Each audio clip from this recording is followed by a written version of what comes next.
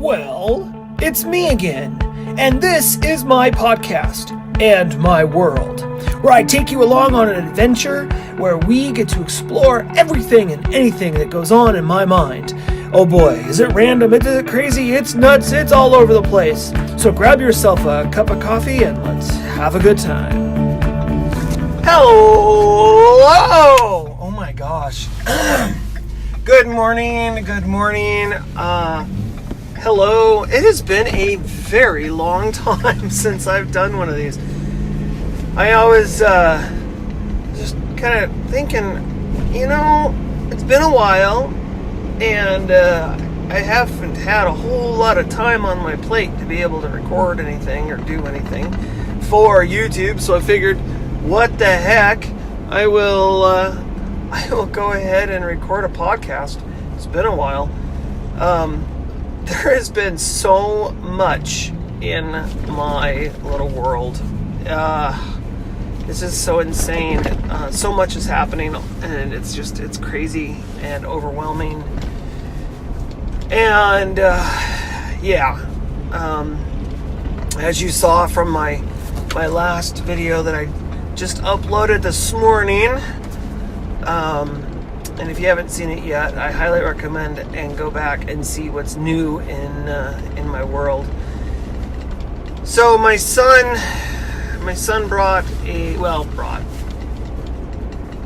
wanted a puppy. He wanted a dog. And, we were looking at prices on dogs and puppies. We wanted to buy a puppy, and everyone wanted, I think that the cheapest we could find was like $300 for a puppy. I mean, it was just crazy. Everywhere we went, they were charging like an arm and a leg for a frickin' puppy. I mean, it was crazy. And so we're looking everywhere, couldn't find anything. And then my wife finds this dog on, I think it was Facebook Marketplace or something. And she's like, "Oh yeah, let's take a look at this." Well, the dog was free, and it was a little older dog, but not, 3 or 4 years old, nothing too crazy. I'm like, well, we can give it a shot. So anyways, we got her, and we did a few visits before we took her. And then the owner, he's, hey, I'm leaving town. I gotta get rid of, I gotta let her go. I gotta, if we're gonna do this, we're gonna do this now, because I'm leaving town. Liar. So we went over there, picked her up, and everything's cool. Come to find out, she was in heat, and apparently already got connected with a boy dog. Well, we didn't know this at the time. She was, bleeding, and so we're like, all right, well, thanks, meanie head, for not letting us know, that this is what the situation was, and you were too cheap just to, this guy. So he acquired the dog from someone else because all he wanted was a female dog so that he could have puppies.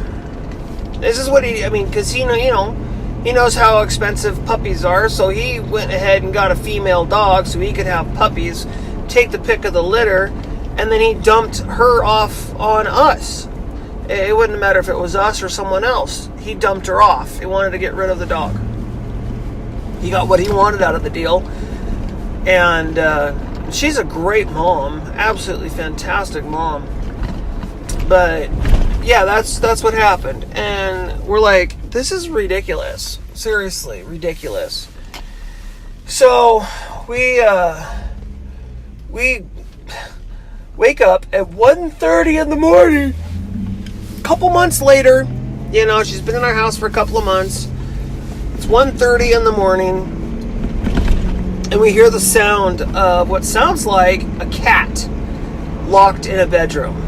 And we're like, oh, all right, I guess, my daughter, she locked the cat in the bedroom again. I'll get up and go and let the cat out of the bedroom. Well, I get in the hallway, and the sound is not coming from my daughter's room. It's coming from my son's room. And his bedroom door is wide open. I'm like, what the hell? Okay, so I turn the light on. And darn it, if the dog isn't in the corner of the kennel giving birth to puppies. And there were 3 of them born already. And I'm like, this is wonderful. So I turned the light off and went back to bed.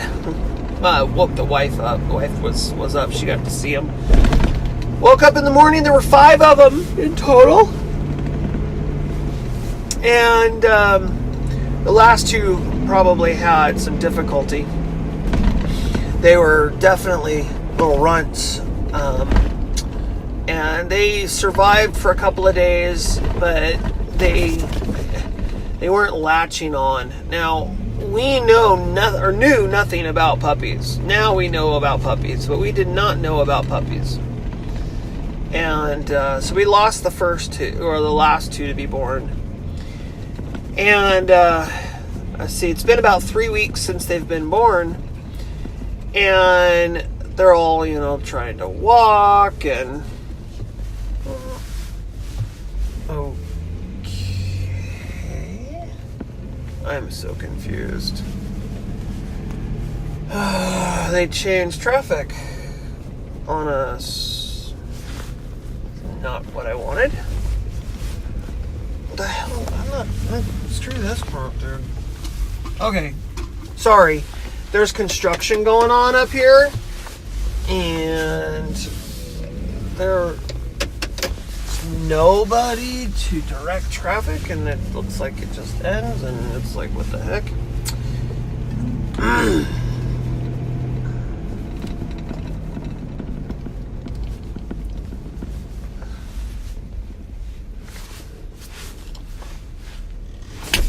This is ridiculous. I'm sorry for it being plain and nothing's happening. This is craziness. Okay, I think I might have figured it out. So, yeah. So, anyways, they're 3 weeks old, and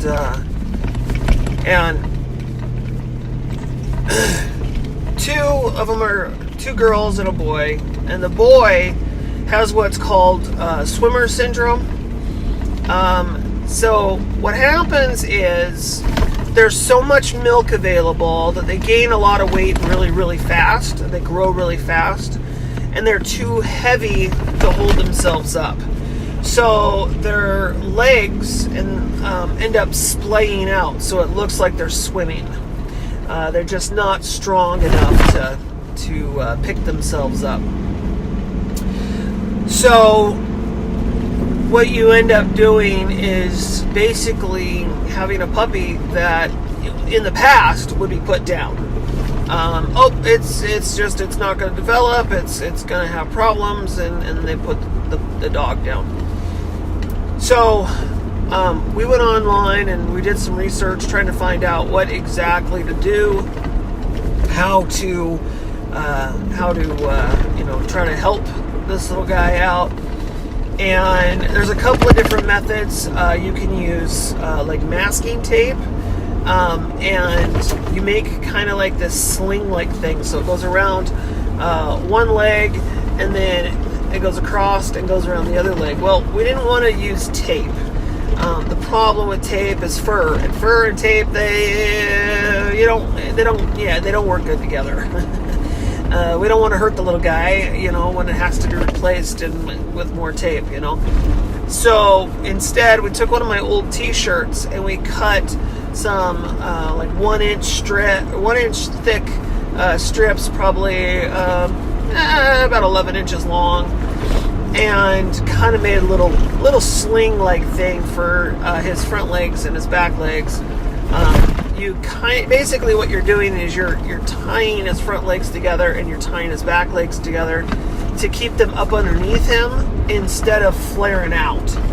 The muscles just aren't strong enough to keep him standing upright. So we've done that now for, I think we're going on 3 days doing that. We took them off for a little while yesterday because we needed to give the puppies baths. Yes, they have to have baths a lot. You got to bathe puppies; they pee all over themselves.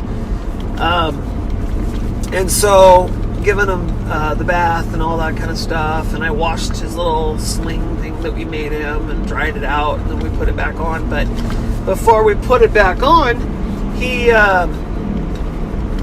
was starting to walk around, and he's doing it the way he's supposed to do it.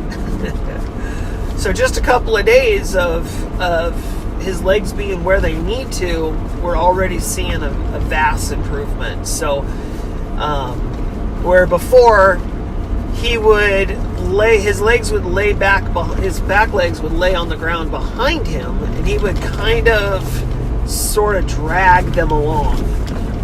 So this is kind of giving him the ability to kind of get up underneath them, and it kind of supports the idea of how to walk. So yeah, that was a fun little experience. This whole time, see, we're so new to this puppy thing. Oh my god, this part makes me want to puke. We didn't realize that they were peeing and pooping. We never saw anything. Everything was never a mess. Come to find out, the mom's cleaning up the mess. Oh, it's just disgusting. I'm so disgusted by the whole thing. But whatever, you know what? It is nature, I guess, and the whole thing makes my stomach turn. Okay, changing the subject. Woohoo! It's getting cold now. During the day, we're in the 60s, and we're getting down into the 40s at night. So we're not yet frost, but we're gonna probably, or due to have frost here, I would say in the next, probably in the next couple of weeks, we'll end up experiencing a little bit of frost. So fall is definitely here. Leaves are changing. As you saw, I started working on those barrels back there. And what you didn't see is in the front yard, I dug out a trench along the curb so that the wood chips can remain a minimum of 8 inches all the way to the curb. That way, you know, the weeds aren't going to grow up as easily. And then also what it does, excuse me, is it allows me to put the wood chips all the way to the edge of the curb, and then they're not going to spill out into the street. So it kind of gives me a little space for them to sit. So yeah, I've been doing that. That took almost an entire day. Went up on the roof yesterday after I shot the video and cleaned out the gutters. And trust me, it's so much easier to go up on the roof and clean the gutters from the roof than it is to clean the gutters from the ground. You can really see what the heck you're doing, and your face ain't right in the dirt and the nasty mud and grossness. And so I got up there and cleaned everything off real nice and real good, and cleaned out the gutter, and I fixed the gutter and made it all purty. And did everything there that needed to get done. And while I was up there, was doing some inspection of the roof, and came to the realization that there's a hole in my roof about the size of a golf ball. And I'm looking at it, and there was no stick or twig or anything sticking out of the hole, but that's what it appeared as if like a branch or a twig or a stick or something punctured the roof. And it did it in such a weird place too. So there's wood slats basically underneath the shingles. This is an older roof. This house was built in 1951. And when they replaced the roof the last time, they didn't put down any new sheathing. They just went right over the shiplappy style, tongue and groovy, whatever stuff that they put down. Original. Well, I've been lucky because this roof had a hole in it, and the hole's probably been in it for a few years. I started looking down in it before I patched it, and there's a lot of like water and sun damage on the wood just right around the hole.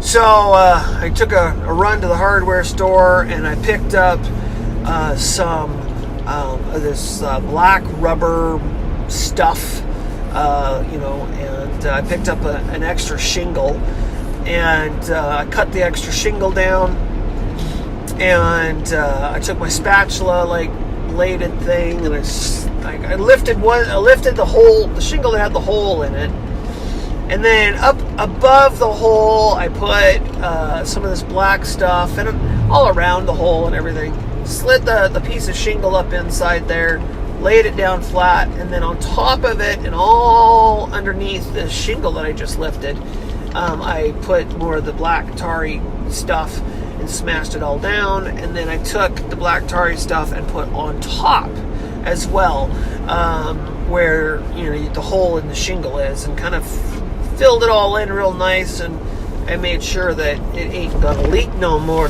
ain't gonna leak no more. I don't see any water damage in the ceiling above or below the hole, so I'm assuming that any water or anything that might have gotten in there wasn't significant enough to do any damage. But when we go to replace the roof in the spring, I will pull it all down, and we'll take a real good look in the attic and see if there's any damage. The other thing I discovered while I was up there, which I should have noticed before, is that the mortar in between the bricks of my main chimney, my big chimney, for like the top foot and a half, is gone. There's like no mortar in the damn bricks at all. So in the spring, hopefully it'll last until then. In the spring, I am going to dismantle the top of my frickin' chimney, and I'm going to end up, rebuilding the top of my chimney, I guess. So a couple of more projects. I gotta do that. I also gotta put a new roof on the house, so I'll end up doing that as well. Home ownership. Yeah, there's a lot to it. There's always something that needs to be done, unfortunately, but you know what, it is what it is. I'm not complaining. I own my own home. This is something I've been wanting to do and have my entire life almost. And so I'm honored to have that. So a couple of things, like that, a couple of things that have to be done in the spring. And then also in the winter time, there's a bunch of stuff in the house. So I have a huge list of projects around the house that have to be done. I'm going to build a laundry room dedicated just to the washer and dryer downstairs. I have to move the hot water heater. I'm going to be framing out a room for that, and a bunch of other stuff. So anyways, I'm really yeah. So there's a podcast. I haven't done one in a long time, and hopefully the sound and the audio and everything turned out real good. So okay, y'all, until next time, you have yourselves a fantastic rest of your day. And, bye for now.